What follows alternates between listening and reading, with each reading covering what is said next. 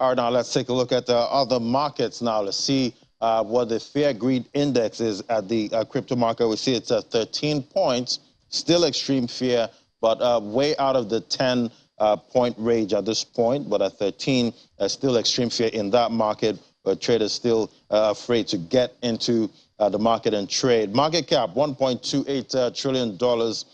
That's up about 2.65%. We see volume traded in the total crypto space, that's Bitcoin and the altcoins, that's up about 0.03% at $82.32 billion. And we see price of Bitcoin, $29,919 this morning, below the 30K range at this point, slightly. 24-hour volume traded, $34.15 billion. All right, let's bring in Michael Inaji now, digital market analyst, join us on the program. Great to have you, Michael.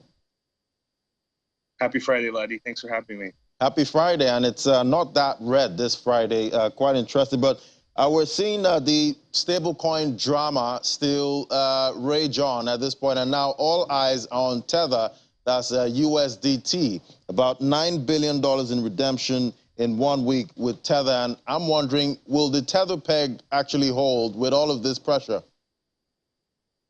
Yeah, so it's been a really interesting week. Ever since May 12th, you saw the UST, the third largest stable coin, peg break down basically, and right now I believe the peg is at 70 cents. And so ever since you've had that, running the bank almost to say, what you've had is you've had a mass fear in stable coins. So you've seen people try to redeem it. Or if not redeem it, they've tried to move to safety, namely USDC, because they're more publicly auditable. They have more like attestations. They just have more disclosures than USDT. And another thing to note is that USDT had at one point had more than 40% of their backing of their assets in commercial paper, and it was only after the scrutiny that they faced in the last 6 to 8 months that they switched it over to mostly commercial paper. However, though, they still have $20 to $30 billion worth of commercial exposure. So the key thing here is, even if they were to sell all their securities to help all the investors redeem their their notes, their stable coins. The only problem is what happens when they get to the point where the only thing left on their balance sheet is the commercial paper, because commercial paper isn't as liquid as treasuries. Treasuries you can sell in a day, plus 3 days. So at the end of the day, they have illiquid assets on their books. And so the market is just stress testing them to see, hey, you guys say you have $78 billion in reserves. Well, we're going to redeem $9 billion and see if you guys are going to break a sweat.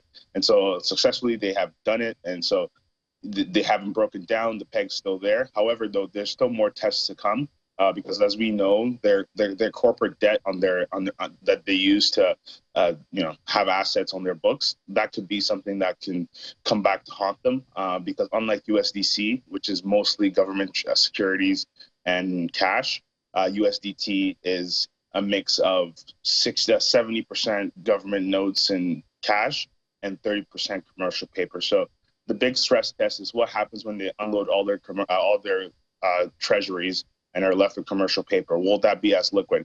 And if it's not liquid, will we see a depegging event in that play? So I think this that'll be devastating to see. Yeah, well, talk about stress testing stable coins when traders are really stressed in the market right now, Michael. But it'll be interesting to see how all of this plays out. So it almost seems it's better to just stay in the volatility if you can't trust the stable coins. Yeah, no, yeah, it's better it's better for you to be in physical fiat. Most people have forgotten that stable coins are a way to move money. Right. It's not really a way to store money. Right. So it's all more right. so I guess for, cash is king right now, Michael. Storage. Quite interesting. All right, Michael. Yeah, I said I guess cash is king at this point. Yeah, physical cash, is that king. is. Physical cash. Physical coins. All right, Michael. Thank you so much. Always good to talk to you. Enjoy your weekend. My pleasure. All right, that's it for the crypto market. We see it's mostly green this morning with Bitcoin recovering, above that 30K level, but still a lot of stress, in that market right now, in most global markets. Anyway,